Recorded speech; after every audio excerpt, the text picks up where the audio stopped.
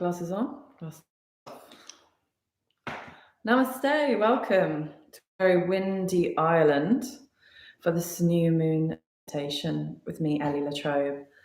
So, whilst I'm waiting for people to drop in, I'll just start by saying, again, we review where we've been, where we are right now. Obviously, 2021 is the year that follows 2020, when everything is being, from the dirt, from the dust, from the darkness, is being brought up, and we're seeing the shit that we're in. Basically, we're seeing the internal stuff inside of ourselves, we're seeing the stuff in our relationships, we're seeing the stuff in our societies that we're now starkly aware of, whereas previously we were, just being busy and avoiding. And everything that's been happening astrologically is a symbol of what's going on for all of us within this dynamic relationship between our personality and our soul. So you are so much more than just the story of your life. You are so much more than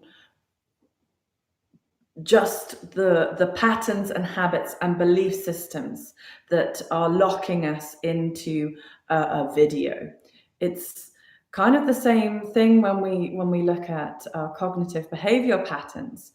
We have to take one step out and see ourselves as viewing the video. And is this story that we're projecting on our screens the one that's filling us with joy, the one that's bringing us into our power, empowering us to be all that we are, finding our place in the world, and where we need to be? It just feels right to be. And I think with all of this constriction over the last year, this is the final wave. Like, astrologically, there's this projection of these 3 waves. Before the 3 waves of coronavirus has kind of come into being, we have this 3rd wave, right? But in this 3rd wave, and in this final kind of contraction, if you like, in our own lives, and in the final upheaval in all of the dust and the dirt and the shit that we're having to observe of our patterns, of our habits, of the stuff that goes on in our relationships, all the stuff we don't like, we discover the stuff we do like, and we discover the glimmers of bits that fill our cup up, make us feel good and powerful and loving and light and all of those positive things. But if we don't go into there, we can't get up here.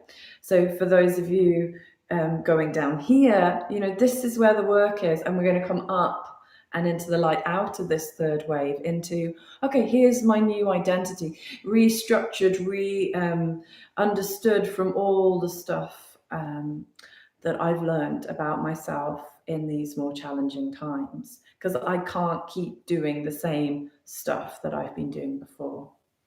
And that brings us here to this Aquarius new moon, where obviously there's no light from the moon. The light is coming just from the sun. Sun is our main luminary body that's influencing and affecting our consciousness. So in terms of meditating at a new moon, we are intrinsically going to be less emotional. This full moon is affecting our water body, affecting our emotions, and this new moon is clearer, and in that darkness you can see the really fine stars, the fine glimmers, the points at which, when there's a full moon, you can't see, these, and that reflects these kind of glimmers of ideas or intuitions that are much harder to see when our emotional body is affected or stirred up, or the baggage is exposed and the pattern is played out and we're back in our story. So obviously it doesn't necessarily fall that we are non-emotional in a new moon. That's not what I'm kind of saying. But in terms of how that symbolically represents with this cycle of the full moon, that we have these times when we can be clearer in what we are understanding. And the new moon times are the time of ending one cycle and beginning something new. So with this age being the age of Aquarius, and it was all kind of kicked off in the 60s when there was a bunch of planets all in Aquarius then, and right now we have another bunch of planets in Aquarius.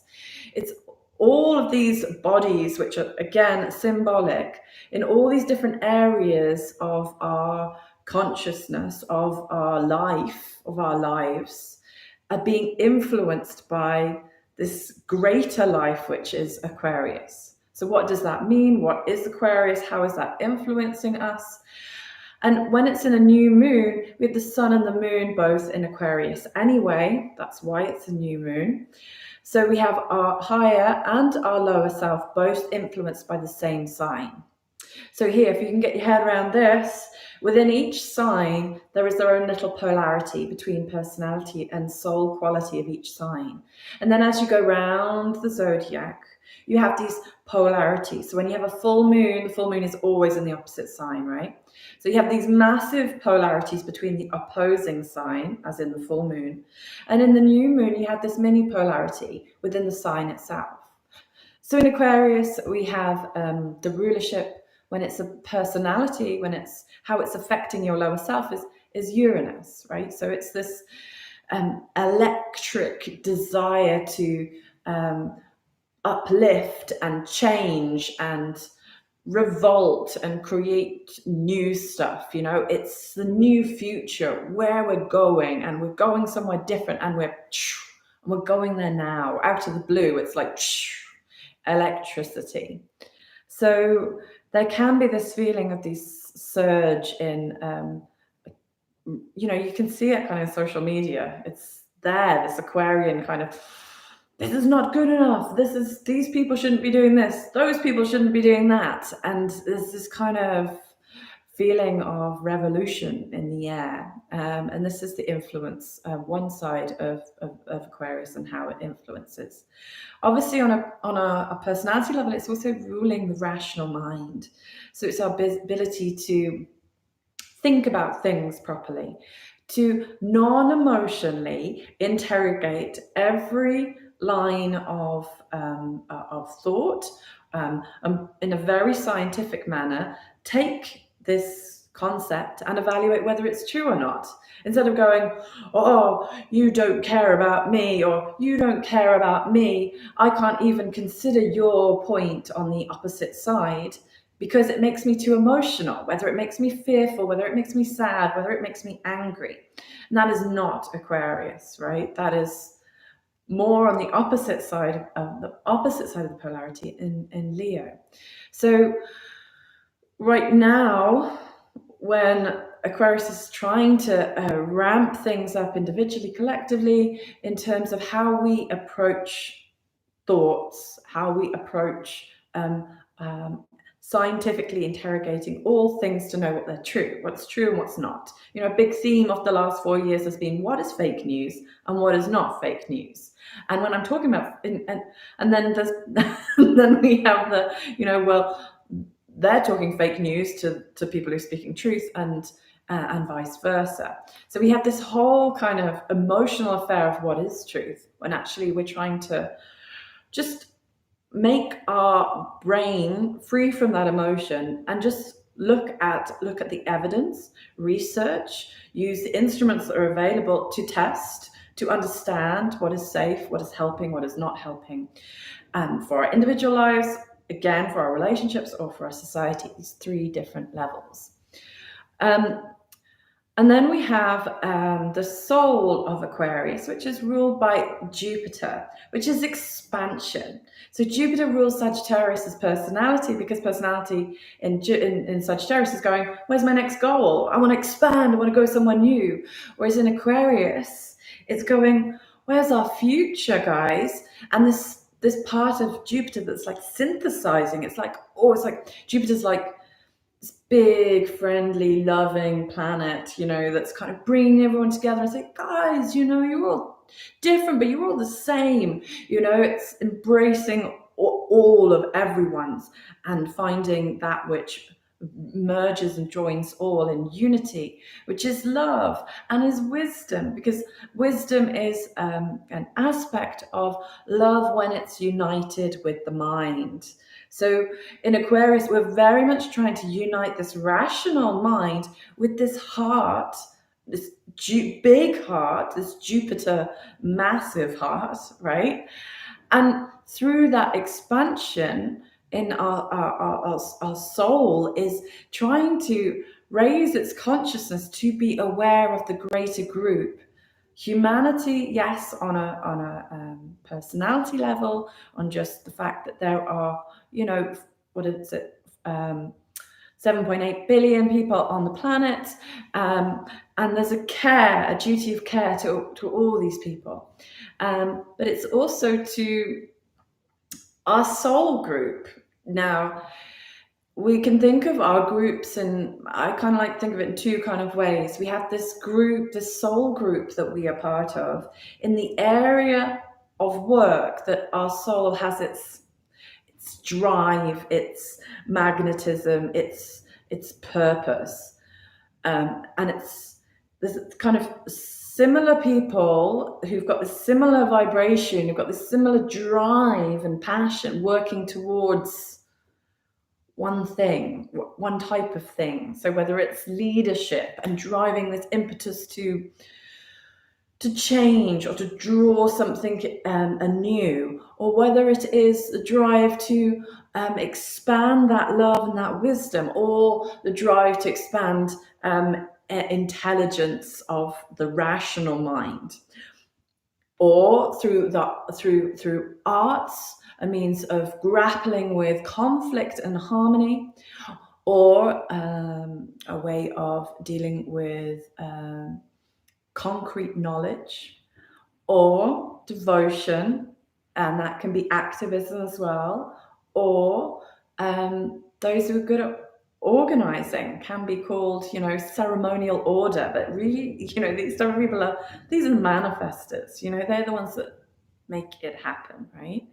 And you have these different groups, but then you have to work with different souls of different groups to create a bigger thing that's happening in our humanity, in our service for humanity and for the earth.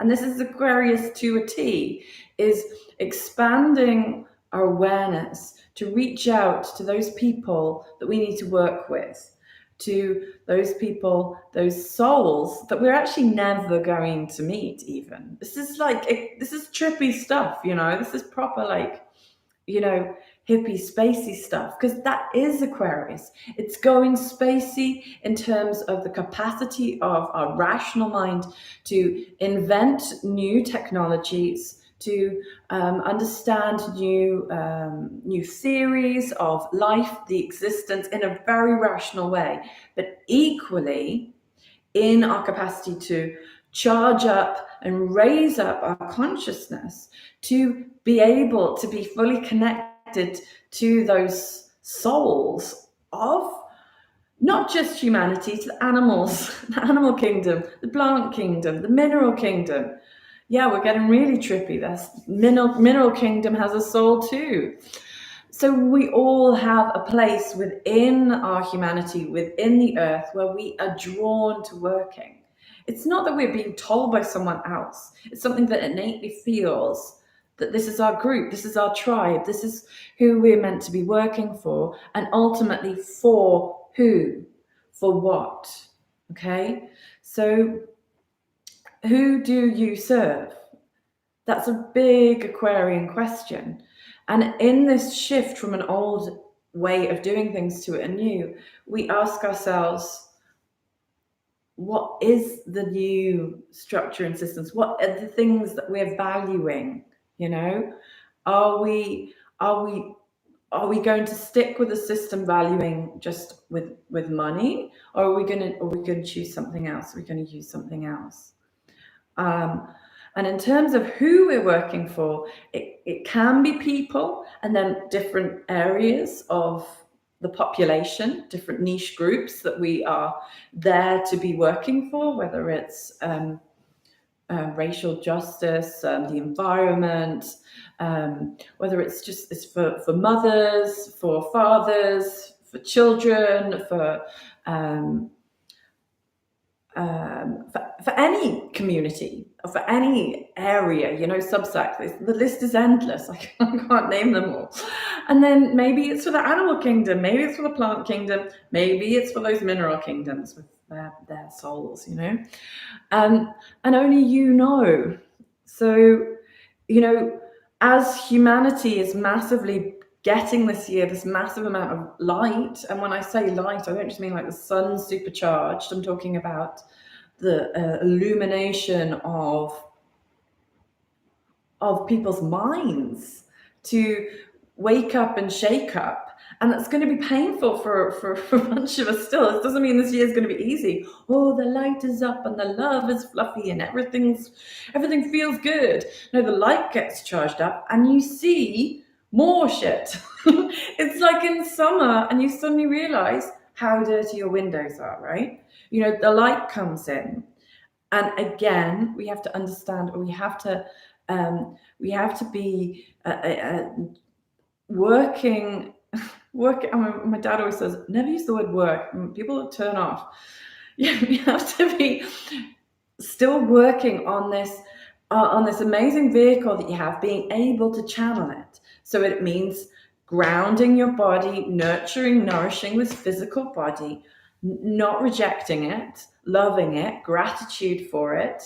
It means addressing the emotions that are swirling in your body, equally the emotions that are lodged in your body. Those ones, when the light comes in, when the consciousness raises up, it becomes deeply painful, there's too much there to feel. You can see that in older generations of people who haven't had the benefit of all that current generations have in terms of experiences of dealing with mental illness, with emotions, with understanding how their mind is working from an earlier age. And then when people get much older, this is massive amount of work if we haven't been gently, little by little, working out what our belief systems are, why we have this emotional charge, why we're blocked, why this feels painful when something happens, when these trigger events happen. And then finally, the mind. This is our tool, this is our key, this is the key. So we can't reject the physical, we have to face the emotions. But the mind, we need to sharpen like a tool. And meditation is a perfect tool for sharpening our abstract mind, but also our rational mind. Because often we find the capacity to think clearly, that Aquarian scientific, focus on a thing and evaluate all things, bring the information that we need, research, understand, requires a focused mind, requires a clear mind, not distracted, not fleeting. It requires, okay, so I need to think about something and I'm going to think about it now until I've worked it out, without checking my phone, without checking on the rise. I mean, I have 3 kids. I would love that one-pointed concentration. And to all those mothers and fathers out there who have lots of kids, just makes it more important to have meditation practice that can keep us sharpening this mind to observe more and more the shit that comes up, so that we can raise our vibration, raise our consciousness, so that we can know what group we are part of and where we are placed on this earth for whom we serve. And as much as we hate those terms because we've come out of a capitalist system where we're kind of wanting to accrue as much money and power and influence as we can, and that's our measurement of success. Obviously, if you're watching this, it's probably not your metric, but there's still this subtle belief system there. Instead of shifting it to kind of actually, we're all here for a reason. We're all here in service, And I wish there was a better word. Someone can message me if there's a better word for it. Because it's not to be a servant. That's not it. It's to allow this urge within you and this magnetism to be at service through this amazing personality, which may be influenced to stand up and make a change, do things differently, and revolt, but non-emotionally. Like, it must be done with the mind. It must be done with this neutral addressing of what is true and what is not true. And yes, we are coming into a new age of humanity. This is not going to be an easy process. So discernment and discrimination, and even a little bit of dispassion, with just observing what is going on without feeding the fear, feeding the anger, feeding the old stuff that's just holding us in an old place, holding us in past generational place, not where we are now, not where we're going forwards, not where we're going into our future. So this meditation is going to be probably a 15-minute meditation that you can do anytime you want to invoke this Aquarian energy. So you don't have to just do it at this new moon time.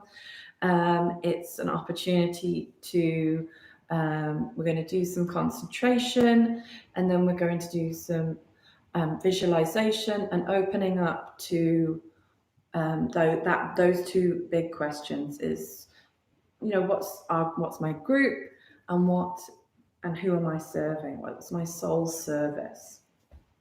So find yourself a comfortable seated position.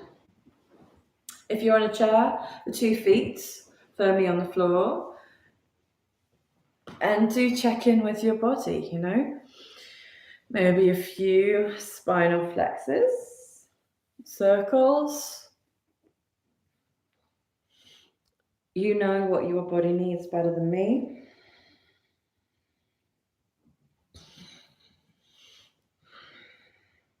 And then when you're ready, sitting up nice and tall, let's rub our palms. And let's start by placing them on our heart, closing our eyes. So just feel the vibration of your palms against your chest to start with. See how your chest is feeling and see if you can draw your shoulders back a little. And lengthen your spine as you reach the crown up to the sky.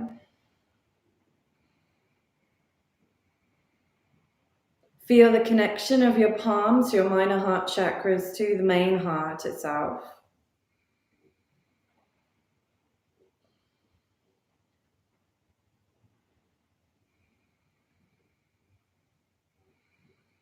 Taking an exhale, fully exhale. Squeeze your belly at the end of the exhale.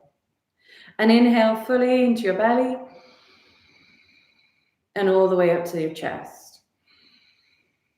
Exhaling, chest falls, belly squeezes in. Inhale, belly fills, chest lifts. Now taking 5 more deep breaths. Do it in your own time, seeing if you can make that breath long and smooth. Maybe a slight constriction of your throat. Your awareness on your heart as you breathe.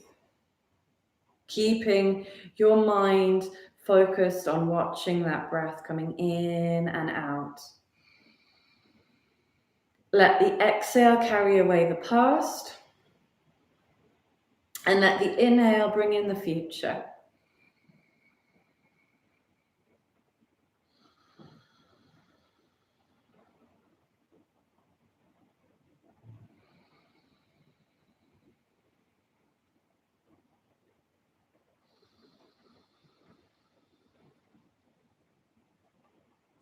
Inhaling fully, exhaling completely.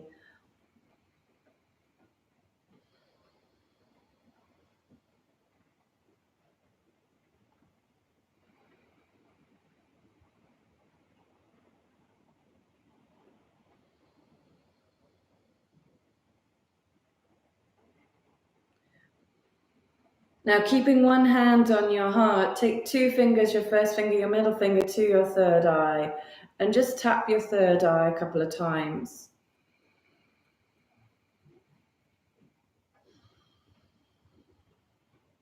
Then release the hand and bring it to your belly, leaving your left hand on your heart. Turning your gaze inwards and upwards. Come to watch the breath from the nostrils up to the third eye. And from the third eye out the 2 nostrils. 2 nostrils up to the third eye. Exhale out of the nostrils. See if you can count to 20. Inhale 1, exhale 2. Without losing concentration. And if you do, don't worry, just come back and carry on. Go back to 1. Arrive in this present moment. Just this moment.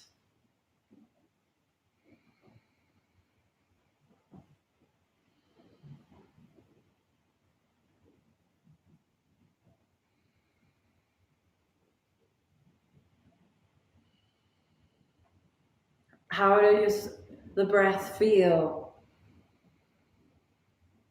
How do you feel?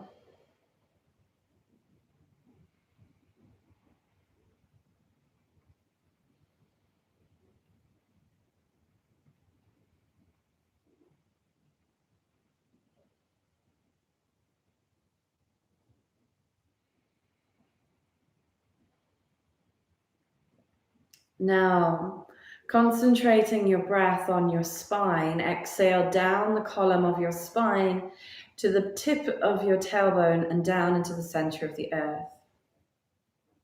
Inhaling from the earth all the way up the spinal column, up to the crown of your head and back down. Concentrate on this visualization. With every exhale, the roots grow deeper down into the earth. And with every inhale, you start to grow branches through the crown of your head and up into the etheric, into the monadic, into the divine.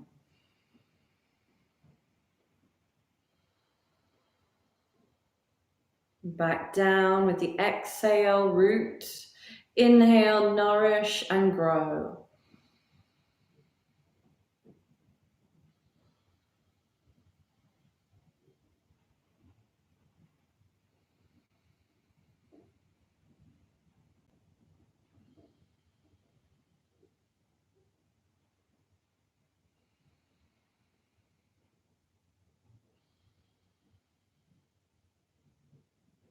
Keeping that visualization, keep rooting.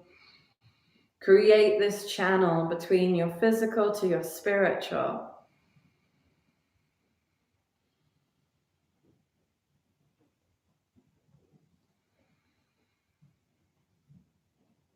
And then bringing your breath, your awareness, your visualization to your heart.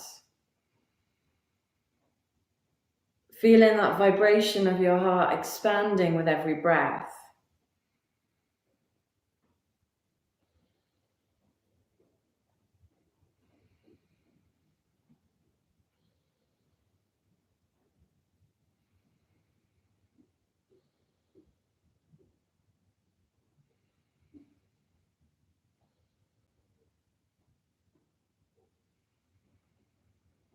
Where does that joy want to expand in your life? Where does your heart want to lead you?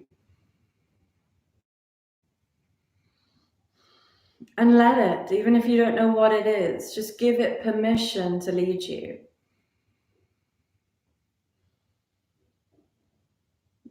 And with your gaze inwards and upwards, bringing your imagination and your focus to your third eye, that brow center. And here, just focusing as you breathe. Observe any visuals, colors, sensations.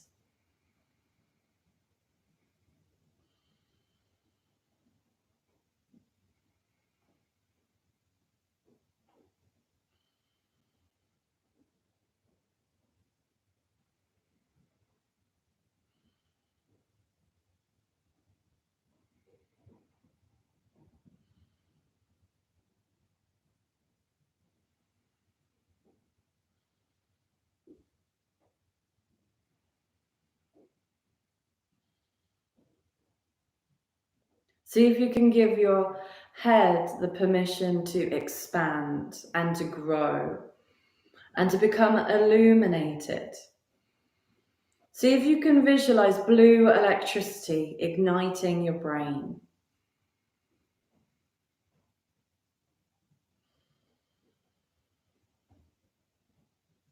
If you get dizzy at any point during that visualization, do open your eyes.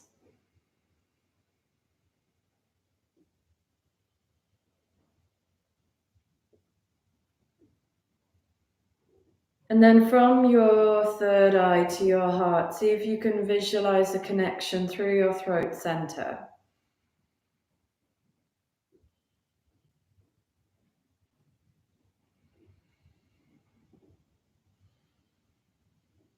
How is that love and that light going to be expressed in creative intelligence, in your actions, in your words, in what you do?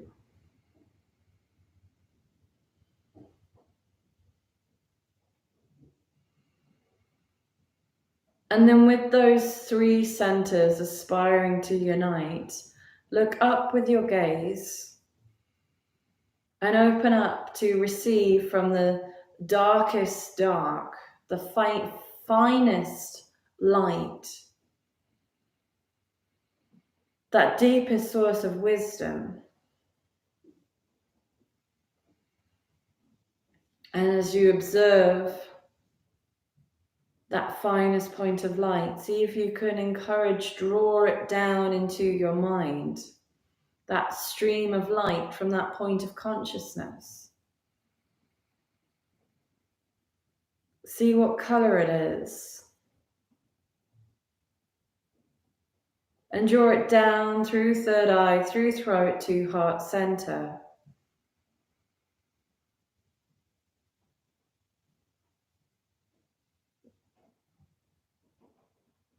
And ask your heart,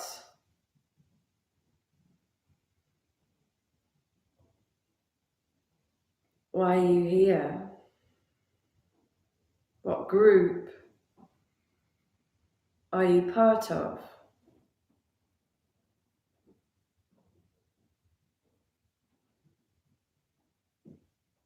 Are you the builders? Are you the healers? Are you the teachers? Are you the artist? The scientist? The leader? The organizer? And who do you serve?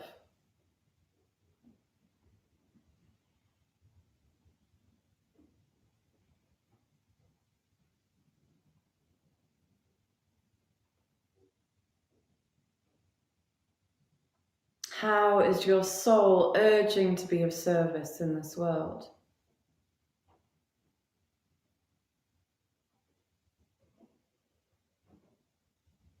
Receiving that light. Bringing the eye gaze up again and see if you can bring any more light down into your heart center through that mind and throat.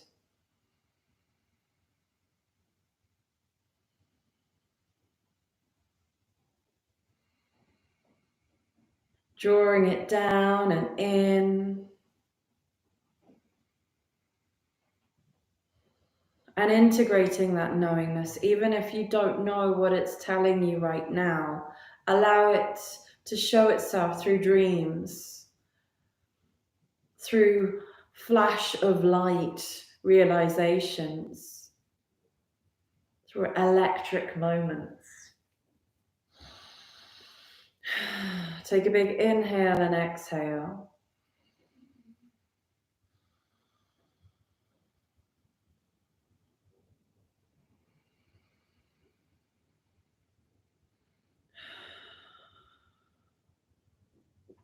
And then bringing your imagination back up and go higher than that point of consciousness. Go up to the greatest, whitest, brightest light that you can imagine in your creative imagination. And draw that light down through your mind and out to all those other minds in the world. Willing and wishing that they too be illuminated, that their intuition guides them, and they hear the call of their soul.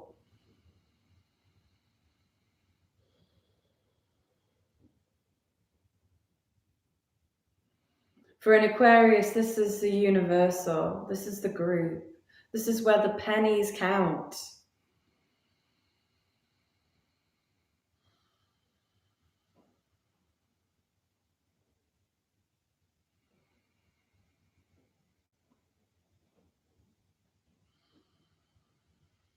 And then into your heart, find the deepest source of love within you. And draw that up and up into your heart until it upwells, and send it out to all those other souls in this world, whatever form they may be taking, whatever body that they have.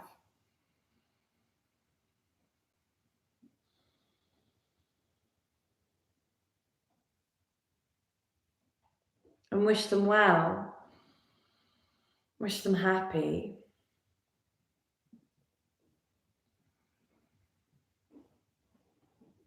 And then from your core, from that place that drives you,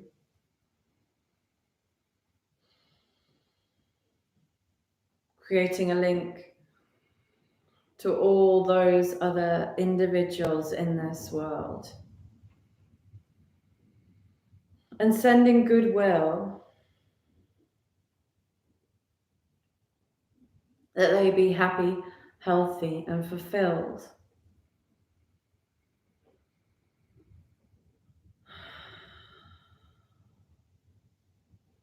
And sending those wishes to yourself now.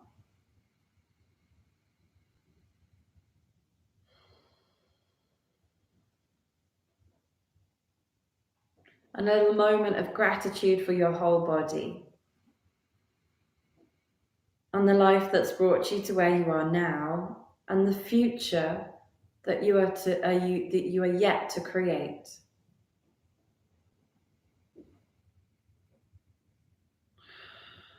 Into the unknown, we're all going now.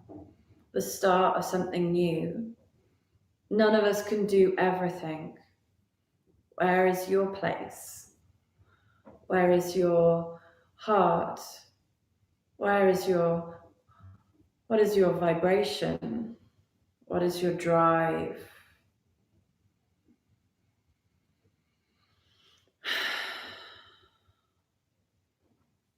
Releasing the hands to your knees, palms facing down. Lengthen the spine once more if it's collapsed a little bit. Feeling all that you feel. Observing and knowing all that you have to know. Being all that you are is the simple key to traversing this threshold into a new stage of living and life. We're going to sound Om 3 times or simply listen. Inhaling and exhaling.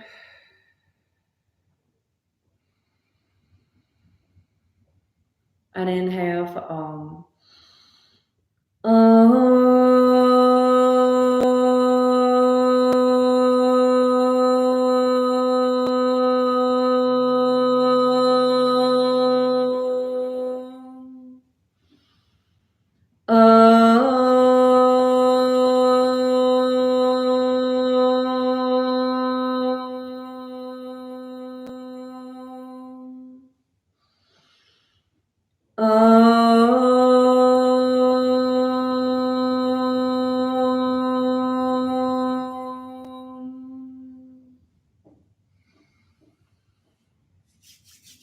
Rubbing your hands again. Give your heart a little massage. Give your forehead a little tap. Just a reminder to send forth in these times that connection between your head and your heart, to fully connect to what's this heart is drawing you to expand into, to experience the joy that is innate in you.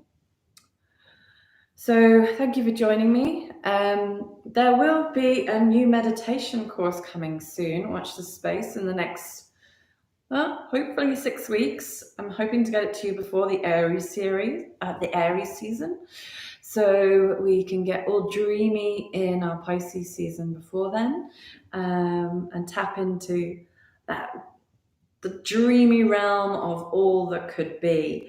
And then we take those new seeds and we create something new with all the work that we've been doing for the last year and a half. So 3 years, Saturn in Capricorn for that long. So do follow me on social media. That'll tell you when the course is coming up, and there's going to be lots of good things. So follow me there if you're not already. Do spread the word. So if any friends would appreciate any of this type of soul-centered philosophy and astrology, do send it on. I'd be gratefully appreciated. Namaste, and see you next time.